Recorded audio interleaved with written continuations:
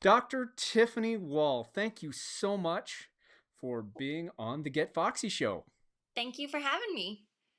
So, I wanted to have you on the show because you are an amazing chiropractor. I've received work from you personally, Thank you. and you work primarily with women and kids. So, I thought, you know what? What a great thing to talk about when it comes to helping women really start to cultivate and amplify that inner foxiness.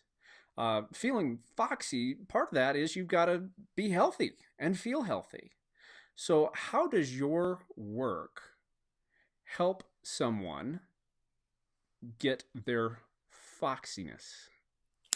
Well, one of the major things that I see with women in general, but especially moms, is that we are under just a ton of stress all the time, trying to either balance or juggle raising kids and work or just family in general. Just that kind of, our lives are just really stressful.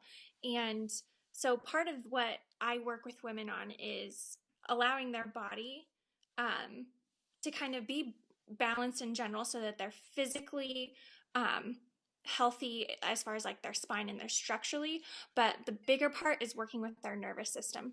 So the balance between the parasympathetic and the sympathetic nervous system is sympathetic nervous system is your stress response. And a normal, typical stress response is when there's a stressor, your body produces certain hormones and helps your body so that you can deal with that stressful situation so that when that stressor is out of your life, your body comes back down and can do the other functions of your body like digestive system, your immune system, your reproductive system. So when you're in that high stress response, your body considers those other functions not as necessary. So it takes blood away from those organs and moves it to where it thinks you need it the most during that stress response. If your body is never coming back down from that stress response, you have prolonged times where you're not feeding your digestive system.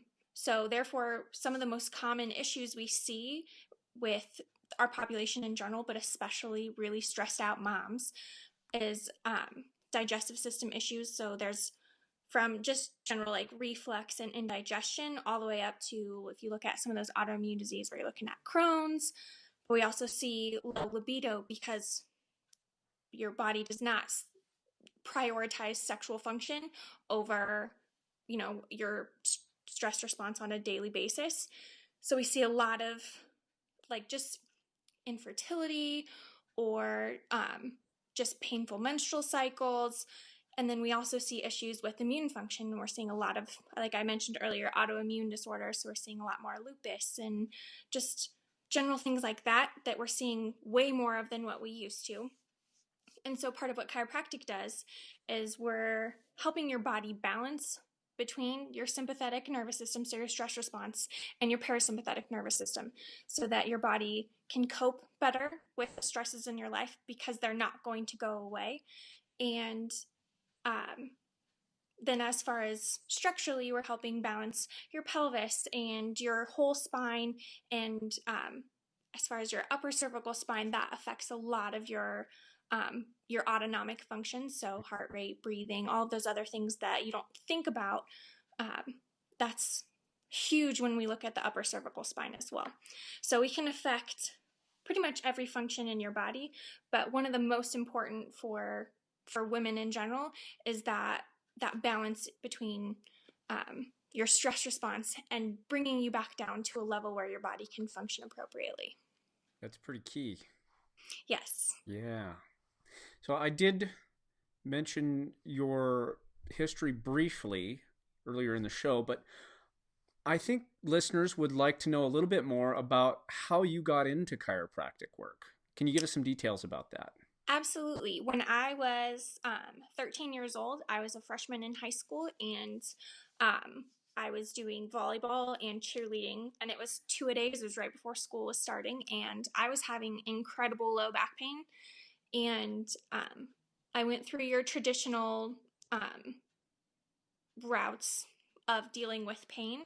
And I saw a physical therapist, and I went and saw just like a PCP, and they were talking about doing exploratory surgery to figure out what was going on. And I was just, my parents were really not for that. They were trying to figure out what else we could be doing because physical therapy wasn't helping, and it was also very expensive, and it had been several months and we weren't seeing any results. And one of my coaches mentioned trying a chiropractor, and we didn't have a chiropractor in my hometown. It was a very, very small town in western Nebraska. And so I drove 45 minutes into the next state over, actually. So I drove into Colorado to Holyoke to see a chiropractor. And after one adjustment, I wasn't like cured, but it made a huge difference. So already I was seeing a difference, which was after months of physical therapy, I didn't see any. So it was life-changing for me as a 13-year-old because I was like, I don't know what he did or how that made it so much better. But whatever, like, that completely changed my life, I want to do that for other people. So that was kind of my start into just like trying to figure out what chiropractic is. And so then I saw a chiropractor all the way through high school. And then while I was in college, I moved to Lincoln, Nebraska, and was going to school at Nebraska Wesleyan, and saw a couple chiropractors. I interned for a lot of chiropractors while I was doing my undergrad in school there, and that was really eye-opening into the different realms of chiropractic because there are so many different techniques and people respond differently to different techniques, so it's a matter of finding what works best for you. And I also just kind of dipped my toes into the idea of pediatric chiropractic. And I was really intrigued by that because it was so different from what I was used to. I was used to the very traditional, like popping and cracking. And I was like, how does that work with babies? And so then once I got into chiropractic school, I went to a couple seminars, and right away just listening to a pediatric chiropractor up on a stage explaining what they do and how they impact children and what they do specifically for pregnant women and women trying to get pregnant, the effects that it has besides just back pain and neck pain, the fact that I could have an effect on those things was I just knew instantly that's where I needed to be. That's what I needed to do. And so I started doing my pediatric and prenatal training outside of school. It's a 16-month program. Mm-hmm. So I did that on top of school just on the weekends. And so that's really how I got into chiropractic and how I specifically got into working with women and children. And so that's been really fun because I've been able to build my practice mostly focusing on whole families, and that's been amazing. And it's really great to see, like I said, those changes in little kids because they respond so quickly, and you can see the changes that most people see as, well, this is just part of my life now, or this is just how my baby is, to having a baby that is thriving and healthy and happy, and how that can affect an entire family by adjusting the kid. Yeah, that's huge. Yeah. I mean, if you're a mom and your kids are feeling better, well, boy, that takes a whole lot of weight off your shoulders, doesn't it? Absolutely. Yeah, and if that weight is off your shoulders, then you're able to focus more on yourself and self-care as well, correct? Yes. Self-care is something I actually talk to a lot of my moms who come in. As a mom, you tend to put your kids first, and that's very understandable. But one of the things I have to remind them is that you give and you give and you give to your kids, to your family, to your husband, to your job, to, everything else comes first. And you start to lose your identity in that. You become just a mom, or you become, a wife, or you become, for me, I'm a chiropractor. So I have to schedule in time. And I tell all of my moms this as well. Schedule time for you to be you. You have to, taking care of yourself has to be your number one priority, because if you I like using the cup analogy. If you pour out all of yourself to other people and you never take that time to refill your cup, then you won't have any more to give. And that's not healthy for your family, for your husband, for your job. You need to take that time so you can continue to provide for everyone else. Amen to that. So when you're not in the office treating moms and kids, what are you doing? Trying to find that balance. I have an 11-week-old, so a lot of my time is spent with her, and so I have a fun planner that is color coordinated so that I can schedule in time just for her and time to work specifically on my business and time to spend with my husband or to have a girls' night out with some of my friends. I make sure that I'm prioritizing as much as I can to be finding that right balance for me, which is really, really hard. And it's a constant learning process. But so yeah, most of it is my child. But it's a lot of fun to learn with her. And then making sure that I'm having those times away from me. I make sure each week that I have a group of friends. We all have a Bible study, so we have a couples night every week, and that's been something that's been really nice for us to kind of get away and be social with adults. Mm-hmm. It's a fun time, and we make sure we do either weekly nights with them or we have a date night, which is really important for us. But that's what I really do outside of adjusting. So Fantastic. Well, this is a question I've decided I'm going to start asking all of my folks on the Get Foxy show. And what does foxy mean to you? well, I guess if you look at my person, it's letting your personality show. So for me, that's being able to get out and have fun and make people laugh, but also, well, for me, it's being sassy because that's part of who I am as well. But really being you, which I think is hard for a lot of people when they're so caught up in everything else that they have going on, just finding that time to really just be you. So, Who embodies foxy in your world right now? hmm.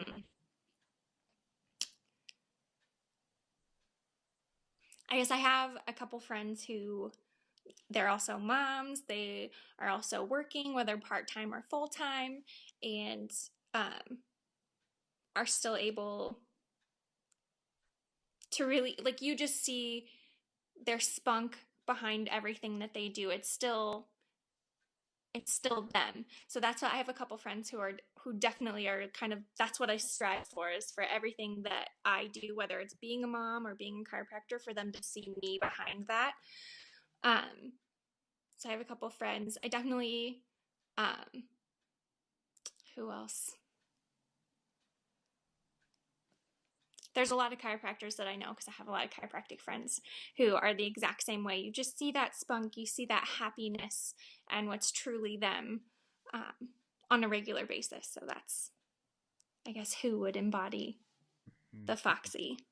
Foxiness, from what I've been hearing from a lot of my guests, is that authenticity and just coming Absolutely. across as yourself and not worrying so much about what others think and just doing what you do because that's who you are.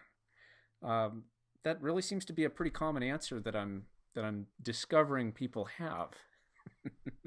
Yeah. And I think it's different for every single person. So, So, what do you do in your work, or maybe also in your personal life? What do you do to bring out the foxiness in others? Because we're bringing Foxy back here. yes. Um, I guess part of it is just like the experience when you walk into our office.